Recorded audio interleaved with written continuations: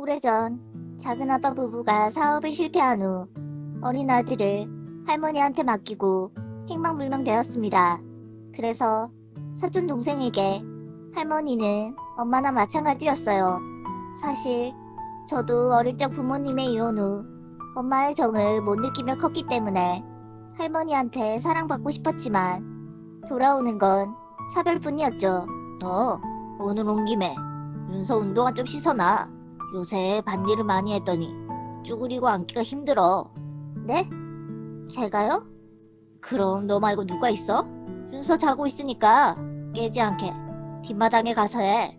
누굴 닮아서 저렇게 눈치가 없을까? 갈수록 얼굴도 지 엄마를 똑 닮아가는구나.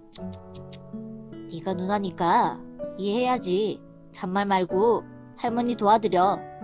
아빠는 그런절 도와주긴커녕 희생만을 강요하셨고요. 세월이 흘러 사촌 동생도 저도 성인이 되었고 어느 날 할머니가 쓰러지셨다는 소식을 들었습니다.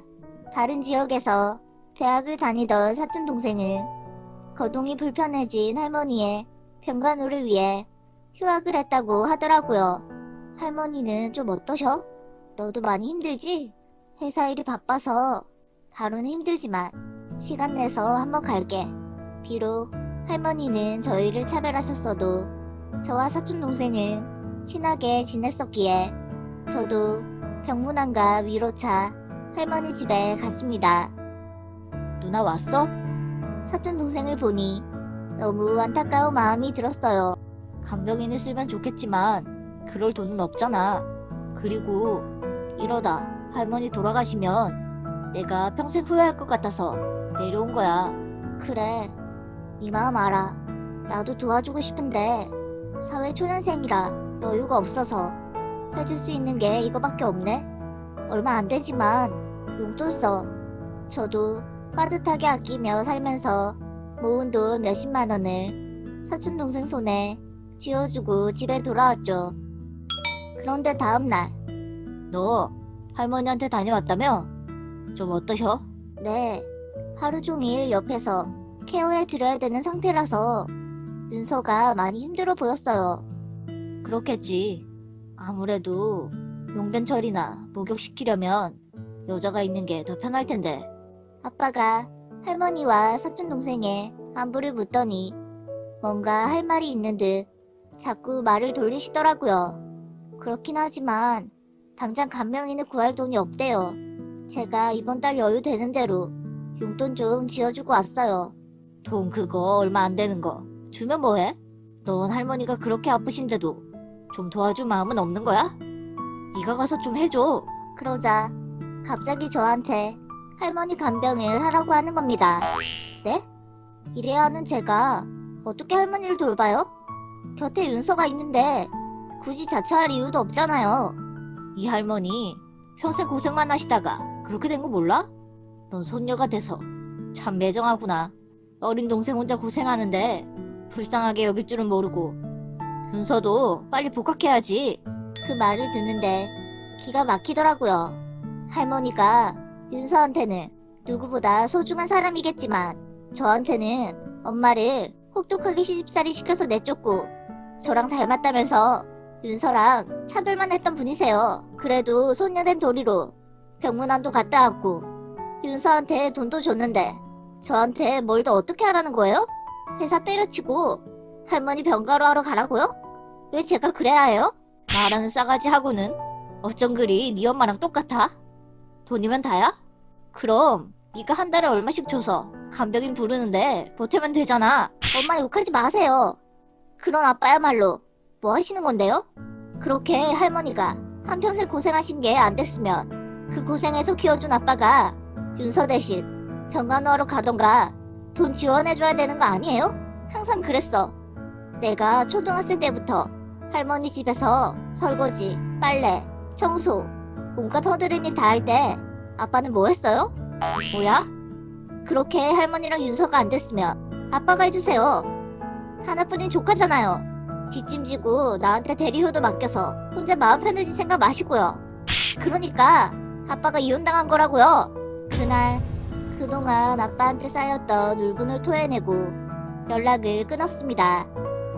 얼마 후, 그래? 아빠가 돈 보내줬다고? 사촌 동생은 저희 아빠의 도움으로 간병인을 구했다고 하더라고요. 중간에서 대리 효도해주던 제가 없어지니까 자기 돈은 아까워하던 아빠의 지갑도 열린 모양이었어요. 여러 가지로 고마워 누나. 아니야 뭘. 앞으로도 돈 필요한 거 있으면 우리 아빠한테 말해. 우리한테 할머니이기도 하지만 아빠한테도 엄마잖아. 도움 받아도 돼. 자기가 하긴 싫으면서 생색은 내고 싶으니까 저한테 대리효도 바라던 아빠. 자기 부모님은 자기가 챙겼으면 좋겠어요. 남편과 저는 재혼을 했고 둘 사이에 태어난 딸과 함께 살고 있었습니다. 저는 전 남편과의 자식이 없었고 남편은 딸이 한 명 있는데 전부인이 양육하고 있었어요. 그런데 몇 년 후 내 엄마가 없어졌다고요? 남편의 전부인이 딸을 저희 시어머니 댁에 잠시 맡긴다고 해놓고 도망가 버린 거예요. 친정에 급한 일이 생겼다면서 일주일만 맡아달라고 하더니 연락도 안 받고 사라져 버렸어. 저도 딸을 키우는 입장에서 하루아침에 엄마에게 버림받은 그 아이가 너무 측은하고 안타까운 마음이 들었죠. 2달이 지났는데도 연락이 닿질 않는구나. 내가 계속 데리고 있고 싶지만 네 시아버지 병간호도 해야 하는데 그렇다고 멀쩡히 아빠가 있는 애를 보육원에 보낼 수도 없고 너희들이 맡아서 키워주면 안 되겠니? 얼마 후 시어머니가 저한테 남편의 딸을 키워달라는 기막힌 말씀을 하시더라고요. 여보, 나도 부탁 좀 할게. 내가 당신한테 진짜 잘할 테니까 우리 집에 데려가면 안 될까? 네, 남편과 시어머니가 너무 간절하게 부탁을 해서 마음이 약해졌던 게 지금 돌이켜보면 너무 후회되는 일이에요. 자, 오늘부터 네가 살 집이야. 여기서 아빠랑 새엄마랑 동생이랑 같이 사는 거야.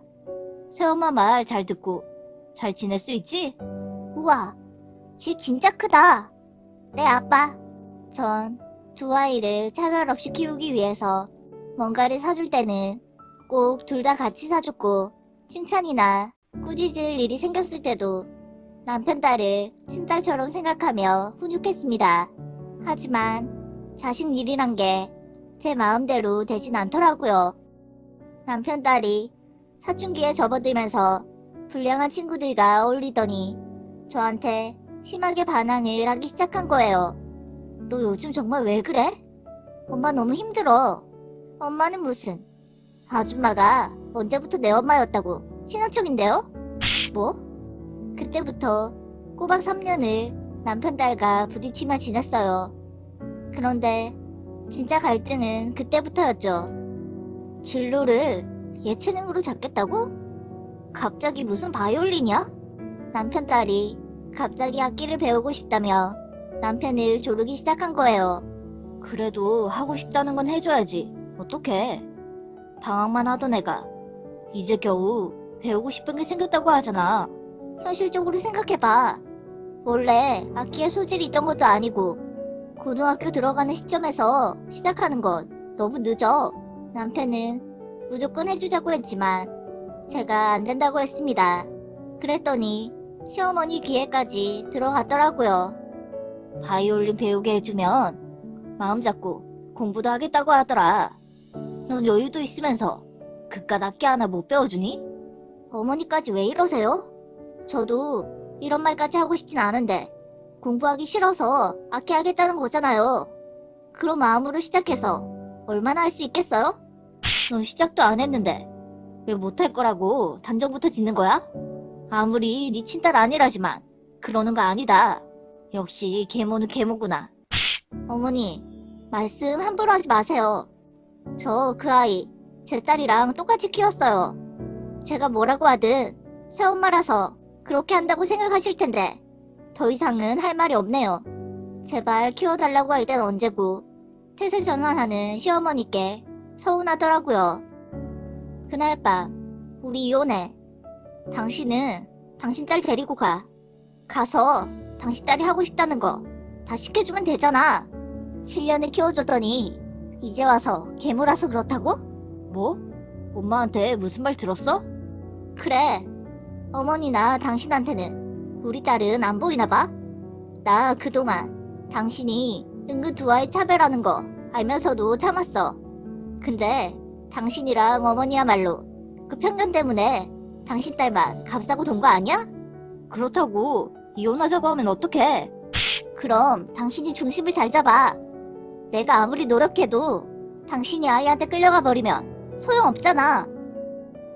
얼마 후 결국 저희 부부는 이혼했습니다. 저한테 불만을 품은 남편 딸이 시어머니 집으로 가출해 버렸는데 남편이 저 몰래 바이올린을 사준 사실을 알게 되었거든요. 그런데 몇 달 후 남편 딸이 혼자서 갑자기 찾아왔더라고요. 너 혼자 왔어? 이 시간에 갑자기 무슨 일이니? 그게 저 사실 사과하고 싶어서 왔어요. 바이올린도 팔고 이제부터 공부도 열심히 할게요. 그러니까 저희 아빠랑 다시 살면 안 돼요? 뭐? 집이랑 차 다 아줌마 건 줄 몰랐어요. 아빠도 너무 힘들어하고 다 제 탓인 것 같아요. 그러니까 미안하지만 그건 힘들 것 같아. 난 너한테 3년 동안 울고 매달리면서 기회를 줬어. 모든 건 대화식이라는 게 있는 거야. 이제 나쁜 친구들이랑 그만 어울리고 아빠랑 잘 지내길 바랄게.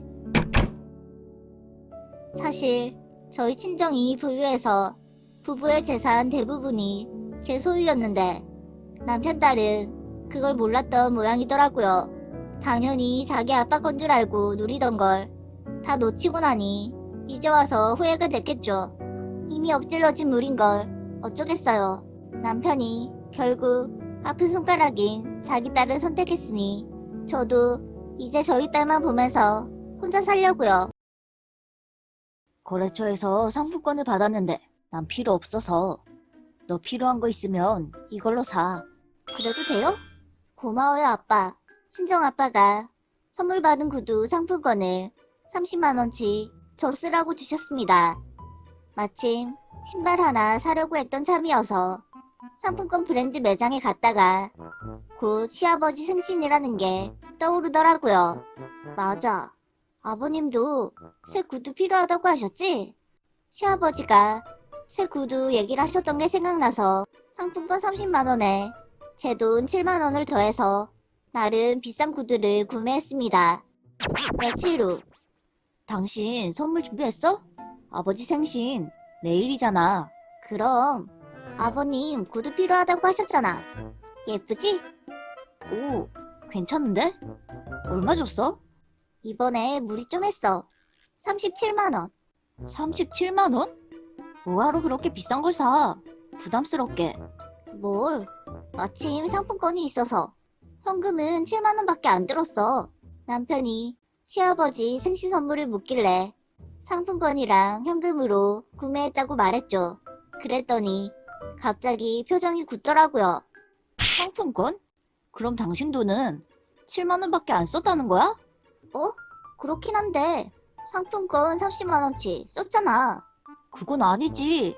난 장인어른 선물 내 돈으로 25만 원짜리 사드렸는데 당신은 공짜로 들어온 상품권에 돈은 7만 원밖에 안 썼다는 거니까 계산이 안 맞잖아. 뭐? 상품권은 돈 아니야? 아빠가 나 쓰라고 주신 건데 나 안 쓰고 아버님 선물 사는데 보탠 거야. 그리고 총 가격은 내가 산 선물이 더 비싼데 그 계산이 맞아? 저희 부부는 양가 부모님 생신날 각자 부모님께는 용돈을 배우자의 부모님께는 선물을 준비했었는데 제가 시아버지 생신 선물을 상품권으로 샀다는 이유로 남편이 화를 내는 거였어요. 그냥 환불하고 다른 걸로 바꾸면 안 돼? 예? 당장 내일이 생신인데 바꿀 시간도 없으니까 그냥 드릴 거야. 별걸 다 트집이야. 환불하라고 억지 부리는 남편한테 싫다고 했죠. 다음날 아버님 생신 축하드려요. 신발 하나 샀는데 마음에 드셨으면 좋겠어요. 시아버지께 제가 산 구두를 선물로 드렸고 다행히 마음에 들어 하셨어요. 근데 이거 꽤 비싸게 주고 산 것 같은데? 괜찮아요. 어차피 상품권에 현금은 조금밖에 안 주고 산 거야. 그때 남편이 갑자기 상품권 얘기를 꺼내는 겁니다. 네, 마침 상품권이 생겨서 보태서 샀어요. 그러자 언니, 상품권으로 산 건 좀 그렇다. 시누이까지 합세해서 제가 잘못했다는 식으로 몰아가더라고요. 아니, 아가씨까지 왜 이래요? 상품권도 돈이니까 37만원짜리를 7만원 주고 산 거잖아요. 제가 쓰려다가 겸사겸사 아버님 선물 구매한 건데 그게 그렇게 잘못된 거예요? 언니, 말은 바로 해야죠. 상품권 30만원치 팔면 현금으로 30만원 받을 수 있는 줄 알아요? 상품권이랑 돈은 엄연히 다르죠. 그렇지? 내 말이 그 말이라니까? 남편이나 시누이나 신나서 빈정거리는데 시아버지도 난처한지 아무 말씀 안 하시길래 알겠어요. 제가 잘못한 것 같네요. 그럼 당장 환불하고 다른 걸로 바꿔올게요. 순간 울컥한 제가 신발 들고 일어나서 먼저 자리를 떠버렸어요. 자, 바라는 대로 상품권으로 산 건 환불하고 당신이 우리 아빠한테 사줬던 25만원치에 맞는 신발로 다시 사왔어. 현금으로 결제했고 영수증도 넣어놨으니까 확인해봐. 됐지? 당신이 갖다 드려. 남편 요구대로 다른 신발을 사서 전해드리라고 던져줬습니다. 시누이도 꼴 보기 싫고 제가 가기 싫어서요. 진작 이러면 좋았잖아. 갔다 올게. 남편은 그제서야 만족한 듯 선물을 전해드리러 가더라고요. 그런데 얼마 후 너무 통쾌한 사실을 알게 되었습니다. 어? 이 신발이 왜 여기 있지? 시댁에 갔다가 제가 상품권으로 사서 환불했던 그 신발을 다시 마주하게 되었거든요. 아버님, 이 신발 뭐예요? 다시 사오셨어요? 근데 제가 사드린 신발은 왜 안 보여요?